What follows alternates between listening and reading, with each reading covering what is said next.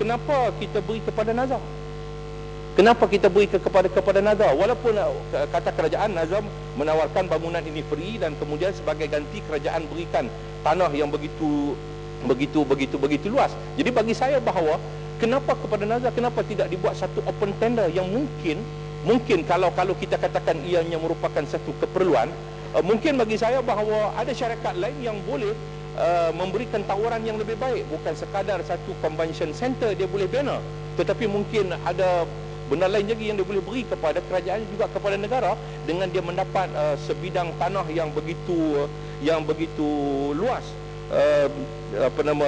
yang sepatutnya bagi saya bahawa tanah itu boleh dimanfaatkan secara yang lebih meluas, sedangkan dia mendapat harga yang begitu lumayan berbanding dengan kos pembinaan convention center ini hanya 628 juta lebih kurang, sedangkan dia mendapat keuntungan yang lebih. Kalau RM350 satu kaki persegi, kalau RM500 satu kaki persegi tanah di kawasan tersebut, maka sudah tentu bahawa keuntungan yang lumayan hanya sekadar dengan tanah yang dianugerahkan kepada dia.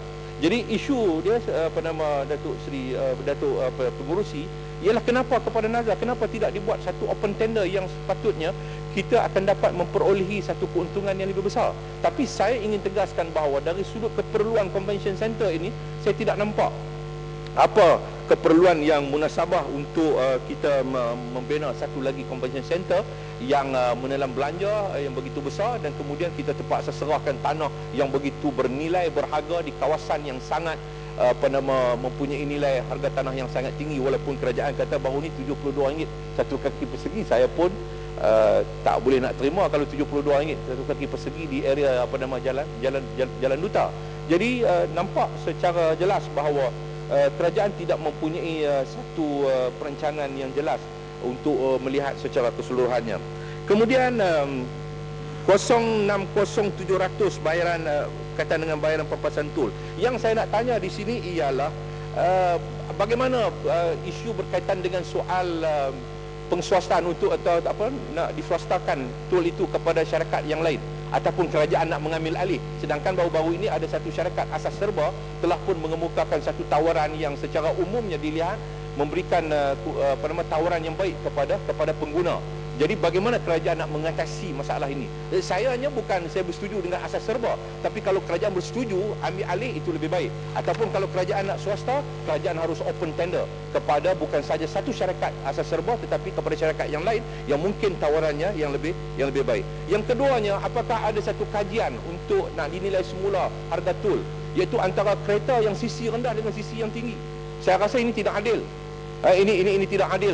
Kalau kancil 850 pun banyak tu harga tol, dengan Merc ataupun BMW 7 Series pun tol pun banyak tu, sedangkan kancil ini dia telah pun membantu kerajaan itu mengurangkan subsidi minyak, sedangkan kereta yang besar, sisi besar ni dia telah pun mendapat subsidi harga minyak yang lebih banyak kerana dia makan minyak.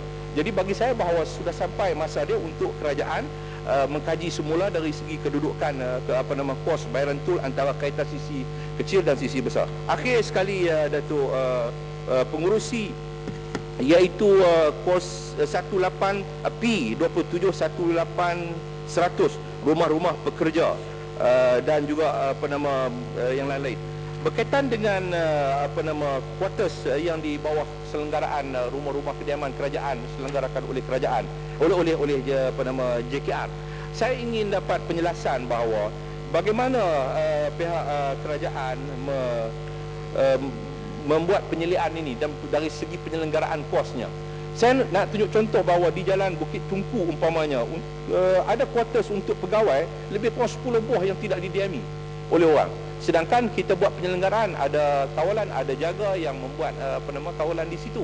Sedangkan ini tidak didiami. Sedangkan Perdana Menteri mengumumkan pada 6 bulan 9 baru-baru ini 28 juta peruntukan untuk bina kuartus baru JKR. Ini untuk pekerja yang pelbagai lah.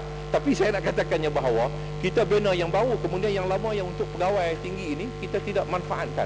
Jadi itu baru Jalan Bukit Tungku, di Jalan Bukit Tungku. Jadi saya nak dapat penjelasan berapa banyak kuartus-kuartus ataupun rumah kediaman pegawai dan juga yang pegawai tinggi, pegawai rendah ini yang tidak diduduki, tetapi kos penyelenggaraannya kita terpaksa tanggung, dan berapa jumlah tanggungan yang terpaksa kita tanggung selama ini. Sekian, terima kasih.